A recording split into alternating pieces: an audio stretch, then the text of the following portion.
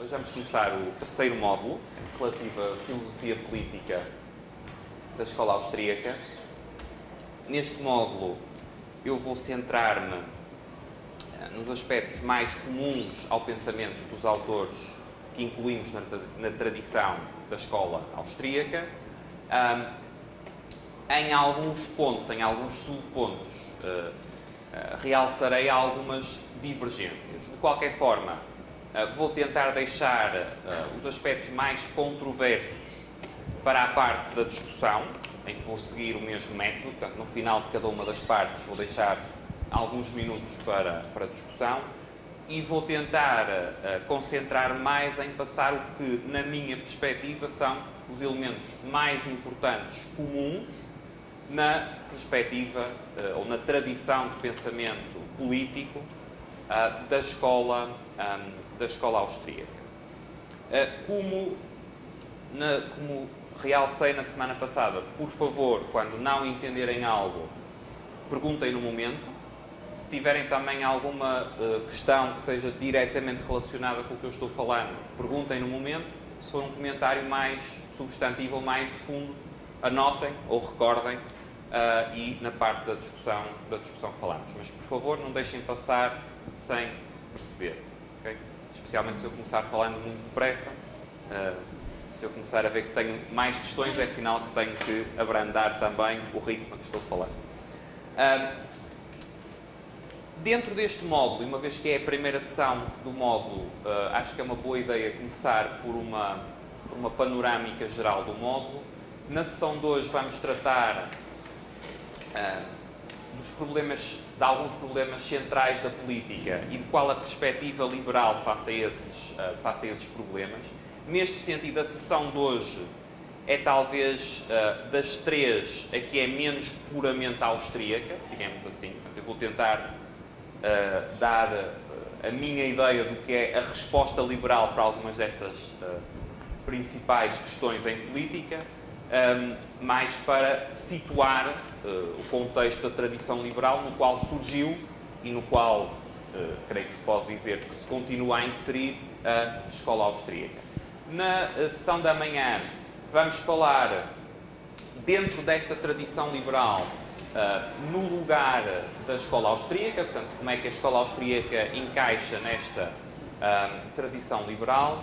Na sessão seguinte falaremos de conceitos relacionados com o Estado de Direito, justiça, liberdade e democracia.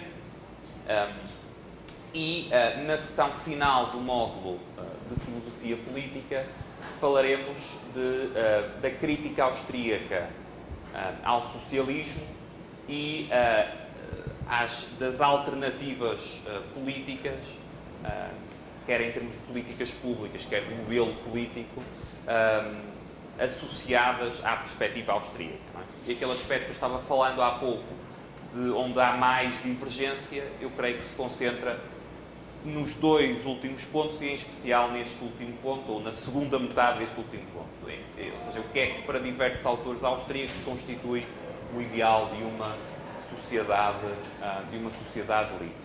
Okay?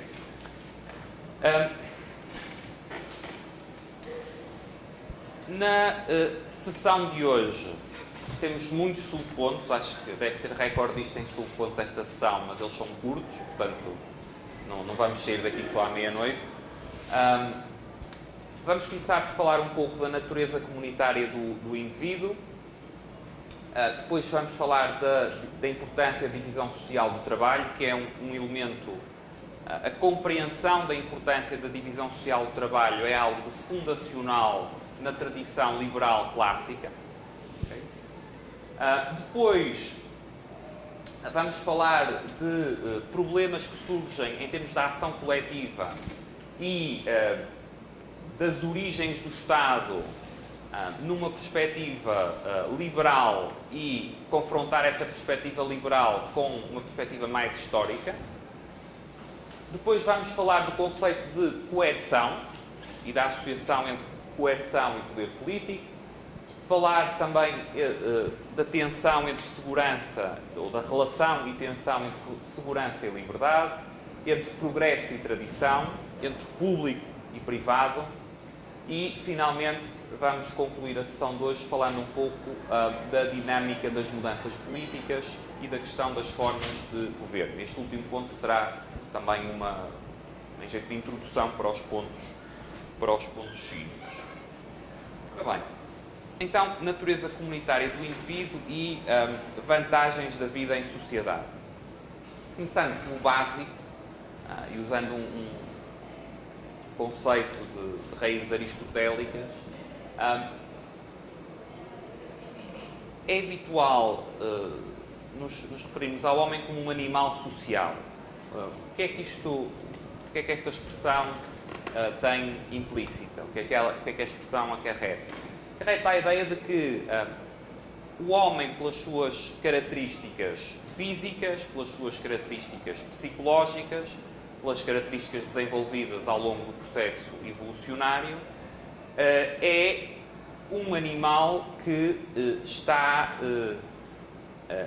que é um animal não só racional, mas é um animal que está vocacionado, que está direcionado para a vida em sociedade.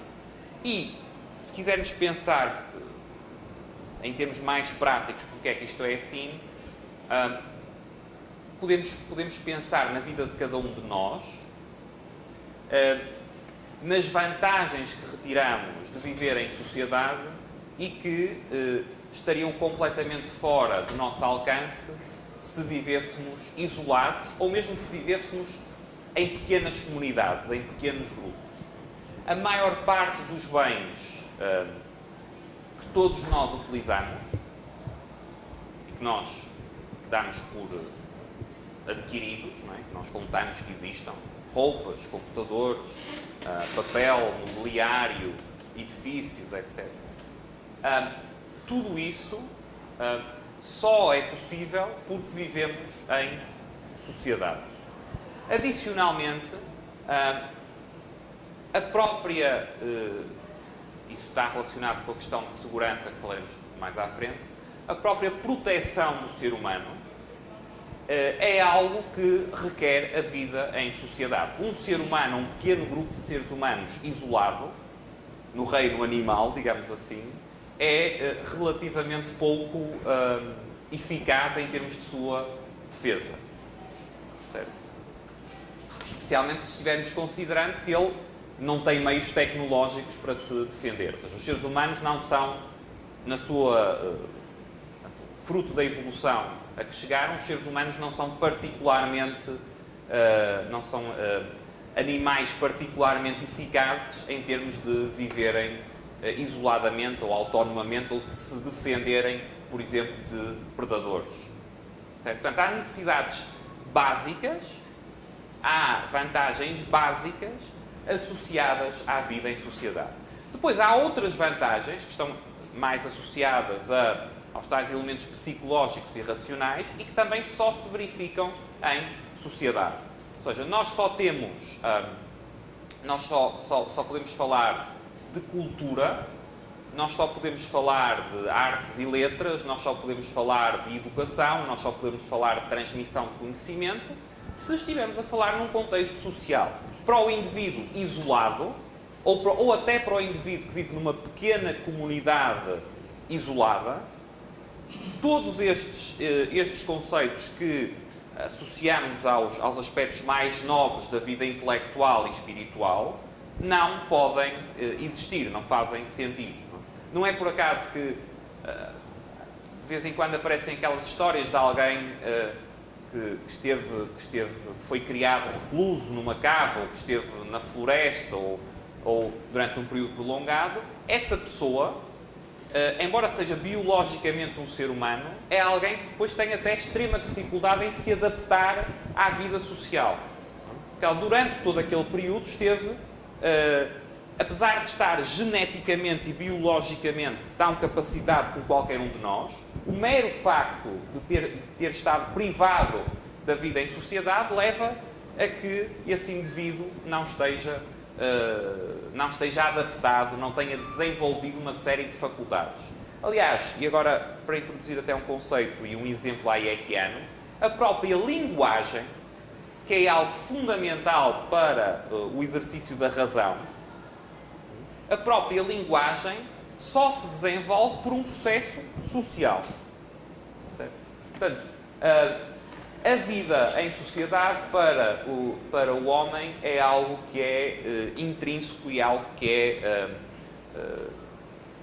é essencial à plena concretização da sua própria natureza enquanto ser humano. Agora, e o terceiro ponto é o que para muitos austríacos é o mais desconfortável, e é deste terceiro subponto que nasce o que vamos falar a seguir. A vida em sociedade, uma das dimensões da vida em sociedade é a dimensão política. É a dimensão do exercício do poder sobre outros seres humanos. E em qualquer sociedade, eu tenho política. O que eu tenho são diferentes formas de governo e diferentes formas de exercício do poder político. Mas a própria agregação e a própria associação em termos de sociedade gera em si mesma tem em si mesma esta dimensão política. Portanto, quando falamos do homem como animal social, estamos também, em certo sentido, automaticamente falando do homem, ou teremos que falar do homem enquanto animal político. Okay?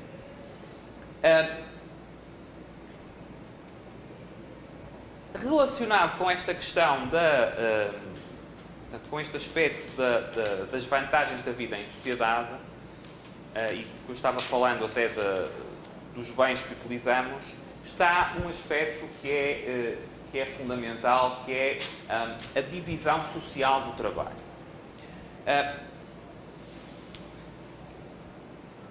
Porquê é que a divisão social do trabalho é tão importante? Ainda que possamos nem sempre estar conscientes disso. A divisão social do trabalho é importante, antes de mais, pelos ganhos de produtividade que permite, associados a economias de escala, associados à especialização. Pensem no que seria a vida de cada um de nós se tivéssemos que produzir, já não digo todos, mas metade dos bens que consumimos regularmente. Nós, provavelmente, só para produzir, um relógio, a maior parte de nós, se tivesse que o produzir sozinho, sem contar com a divisão social do trabalho, provavelmente passaria toda a vida tentando produzir um relógio e a maior parte de nós, eu falo por mim também, dificilmente conseguiria chegar ao fim da vida tendo produzido um único relógio. O mesmo é válido para, numa sociedade aberta e numa sociedade com algum desenvolvimento económico, com pelo menos algum desenvolvimento económico, para a esmagadora maioria dos bens que consumimos.